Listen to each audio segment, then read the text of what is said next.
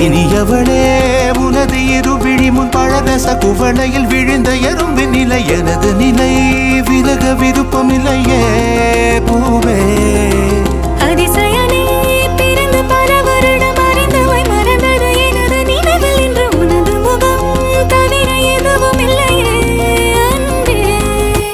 வேறாரும் வாழாத பெருவாழ்விது நினைத்தாலே மனமெங்கும் மழை தூவுது